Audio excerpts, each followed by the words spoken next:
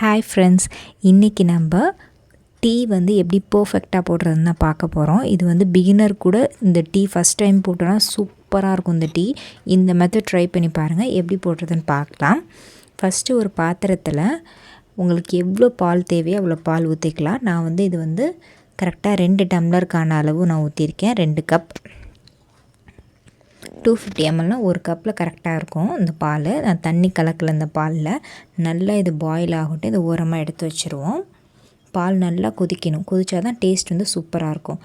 அடுத்தது இன்னொரு பாத்திரத்தில் கொஞ்சமாக தண்ணி விட்டுக்கலாம். அந்த தண்ணி வந்து பாலில் எவ்வளோ தண்ணி கலப்பீங்களோ அந்த அளவுக்கான தண்ணி வந்து இதில் தனியாக கொதிக்க வச்சுருங்க. அது கொதிச்சிட்ருக்க கேப்பில் ஒரு துண்டு இஞ்சி, 2 ஏலக்காய் இது போட்டு நல்லா 1-2 இடிச்சிக்கலாம். இது டீக்கு வந்து சூப்பர்வான ஃப்ளேவர் கொடுக்கும். நம்மளுக்கு அந்த இடிக்கும் போதே சூப்பராக இருக்கும். அந்த வாசனை அவ்வளோ செம்மையாக இருக்கும்.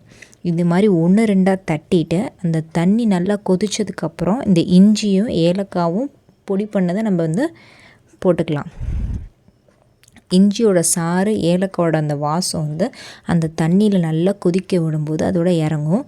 இதில் நம்மளுக்கு தேவையான டீ தூள் நான் வந்து 1.5 டீஸ்பூன் போட்டிருக்கேன், சின்ன டீஸ்பூனில். அது நல்லா அந்த டீ தூளோட அந்த சாரெல்லாம் அந்த தண்ணியில் வந்து இறங்கணும். இங்கே பாருங்கள், கலரே மாறிடுச்சு. கொஞ்சம் லேட்டாக தான் இறங்கும். நல்லா கொதிக்க விட்டுருக்கீங்களோ அவ்வளோக்குள்ள டேஸ்ட்டும் சூப்பராக இருக்கும். இப்போ நம்ம ஏற்கனவே பாயில் பண்ண மில்க்கை வந்து இதில் ஆட் பண்ணிக்கலாம். அந்த டீ, இஞ்சி, ஏலக்காய் எல்லாமே சூப்பர்வான ஃப்ளேவர் இருக்கும். நான் வந்து நாட்டு சர்க்கரை உங்களுக்கு இனிப்புக்கு தேவையான அளவு ஆட் பண்ணிக்கோங்க. நான் வந்து நாட்டு சர்க்கரை ஆட் பண்ணியிருக்கேன். டீ நல்லா கொதிக்க விடுங்க. கொதிச்சுட்டு இந்த அளவுக்கு நல்லா கொதிக்கணும். கொதிச்சா தான் டேஸ்ட் வந்து சூப்பராக இருக்கும். இப்போ வந்து இது மாதிரி ஒரு வடிகட்டியில் வந்து டீயை வந்து நல்லா ஃபில்ட்ரு பண்ணி எடுத்துக்கலாம்.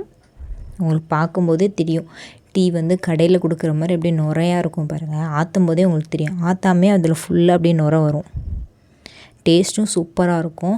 இப்போ வேறு மழை வேறு பெய்யுது. இந்த மாதிரி ஒரு சூப்பரான டீ போட்டு குடிங்க, செம்மையாக இருக்கும்.